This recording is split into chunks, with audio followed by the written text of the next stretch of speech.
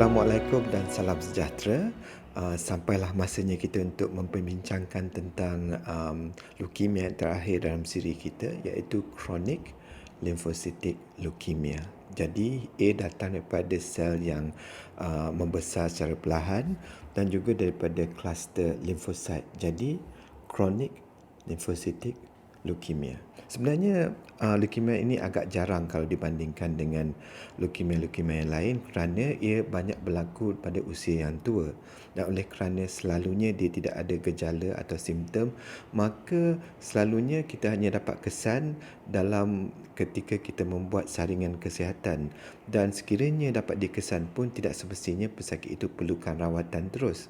Selalunya kita akan melihat selama beberapa tahun untuk menyaksikan sama ada simptom atau tidak. Jadi chronic lymphocytic leukemia, ya. Jadi selalunya kanser ini berasal daripada sel limfosit yang telah matang.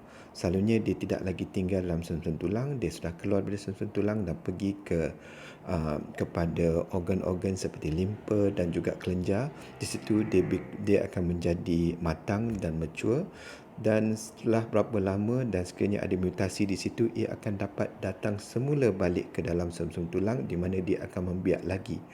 Masa pembiakannya itu sama ada di kelenjar ataupun di sum-sum tulang, lama kelamaan jumlahnya akan menjadi banyak, jadi kelenjar mungkin jadi besar, dan juga bila dia berada di dalam sum-sum tulang, maka fungsi sum-sum tulang mungkin telah dipengaruhi dan akhir sekali akan berlaku di mana darah putihnya akan jadi terlalu tinggi, tetapi hemoglobin dan platelet akan menjadi rendah. Jadi kalau kita lihatnya, ia oleh kerana agak mengambil masa untuk membiak, selalunya dapat dikesan pada pesakit-pesakit yang tua. Ia agak asing untuk pesakit daripada Asia. Selalunya pesakit daripada Asia mendapat gejalanya lebih awal, dan selalunya prognosisnya berbanding dengan pesakit Caucasian agak berbeza. Pesakit di Asia selalunya mendapat bentuk yang lebih agresif berbanding dengan pesakit-pesakit daripada Caucasia. Semasa saya bekerja di England dahulu, ramai pesakit yang mempunyai CLL ini sebenarnya hanya dipantau, tidak perlu diberi apa-apa rawatan langsung. Seperti yang saya sebut tadi, ia selalunya dikesan semasa dalam saringan, dan selalunya pesakit ini tidak mempunyai apa-apa gejala langsung. Jadi semasa saringan itu kita terkejut dengan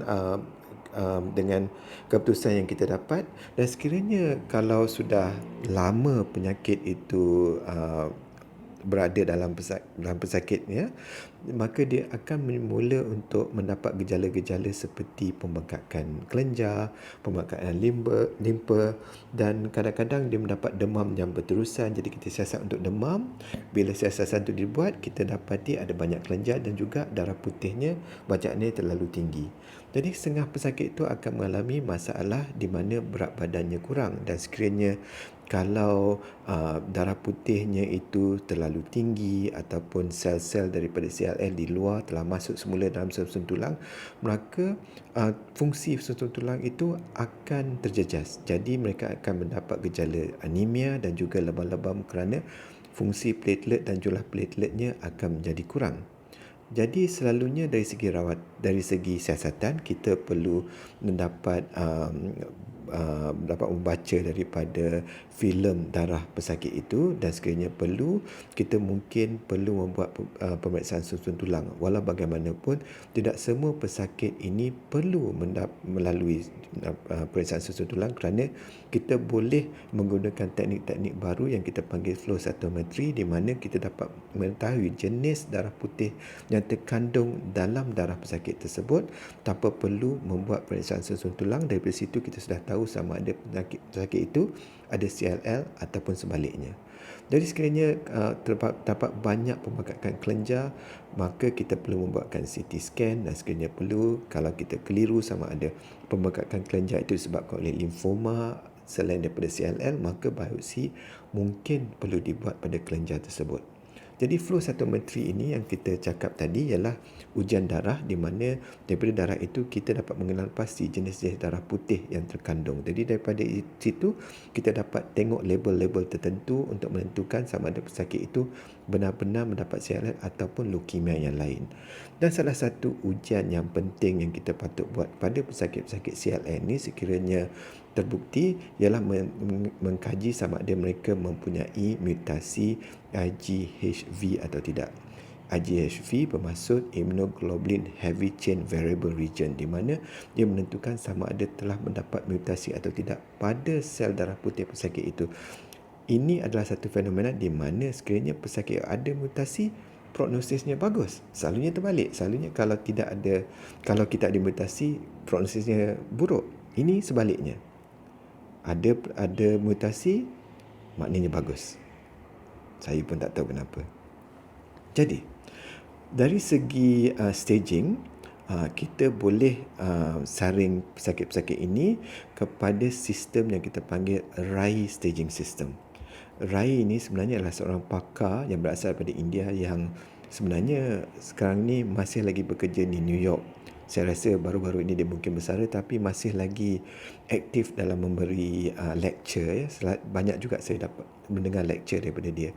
Jadi apa yang dia sebutkan ialah staging ini bermula daripada 0 sehingga 4, di mana stage 0 white cellnya terlalu rendah, hanya white cellnya saja tinggi lebih daripada 15, dan sekiranya stage 4 bermakna plateletnya sudah rendah.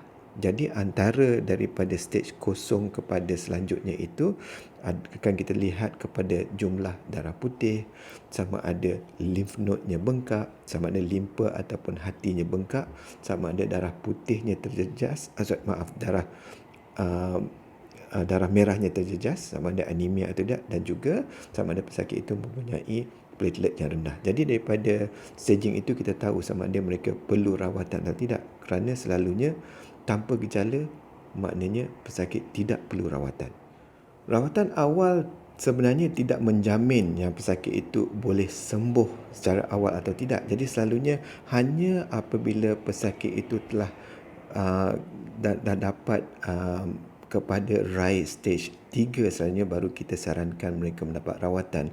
Tapi kadang-kadang bila darah putih terlalu tinggi dan kelenjarnya sudah bengkak, mungkin pesakit ini perlu mendapatkan rawatan untuk memastikan yang kelenjarnya akan kecut. Tapi selalunya ia tidak akan mempengaruhi sama ada pesakit itu akan hidup lebih lama atau tidak. Tetapi sekiranya kalau rawatan diberi pada peringkat RAI stage 3 dan 4, ia memang memanjangkan hayat pesakit. Jadi sebab itu kita akan tunggu sehingga pesakit itu mendapat RAI stage 3 dan 4 baru kita memberi rawatan. Ya. Jadi selalunya kalau pesakit itu sudah RAI stage 3 atau 4 ataupun pada peringkat yang lagi awal tetapi pesakit tidak ada mutasi IGHV, saya selalunya akan menyarankan pada pesakit itu untuk mengambil rawatan. Jadi rawatannya selain daripada kita tunggu dan lihat ialah kita menggunakan ubat makan seperti chlorambucil yang tugasnya hanya untuk mengawal darah putih dan sedikit sebanyak akan mengurangkan kebengkakan kelenjar dan juga menolong untuk sel darah merah dan sel darah kuning untuk membiak semula dalam sum-sum tulang. Sekiranya ini tidak dapat mengawal keadaan pesakit itu, maka mereka mungkin memerlukan kemoterapi, dan juga sekarang ini kita ada cara lain seperti immunoterapi dan juga targeted therapy untuk diberikan kepada pesakit-pesakit ini. Masalahnya rawatan-rawatan ini mungkin mahal dan juga tidak semestinya menjamin yang pesakit itu yang selalunya telah berumur dapat hidup lebih lama berbanding sekiranya kalau mereka tidak diberi rawatan. Jadi kita kena lihatnya secara global sama ada pesakit itu perlu rawatan atau tidak. Jadi sekiranya penyakit ini dibiar begitu saja, ada dua fenomena yang kita perlu tahu. Satu ialah di mana kelenjar itu telah bertukar menjadi limfoma. Fenomena ini kita panggil Richter transformation. Selalunya sekiranya ada berlaku transformation ini, kita perlukan biopsi kepada organ-organ tertentu itu, dia mesti diberi rawatan. Sama ada rawatan bentuk kemoterapi ataupun immunokemoterapi terpulang kepada mutasi yang berlaku. Dan seterusnya sekiranya sekiranya darah putih pesakit ini masih lagi normal tetapi terdapat banyak kelenjar-kelenjar yang bengkak ya. Tetapi bila kita lihat daripada biopsi kepada kelenjar-kelenjar ini, selnya sama seperti sel CLL di luar, penyakit ini kita panggil small lymphocytic lymphoma. Rawatannya sama seperti CLL, di mana pada peringkat awal kita pantau sahaja, dan sekiranya ia telah membuat darah putih kita tinggi ataupun mula memberikan gejala seperti demam, benda bersakit, ataupun kita risau akan berlaku red test transformation, masa ini baru kita sarankan rawatan untuk pesakit tersebut. Memang CLL ini jarang kita dengar dan juga rawatannya agak kompleks dari segi untuk mengenali siapakah yang perlu menerima rawatan dan siapa yang tidak perlu. Jadi kita mesti menerima nasihat daripada pakar tertentu yang arif dalam bidang ini untuk menentukan sama ada pesakit itu perlukan rawatan atau tidak. Ya. Sekiranya ada apa-apa pertanyaan, ya sila layari website saya ataupun bertanya terus kepada saya di dalam Facebook. Sekian, terima kasih.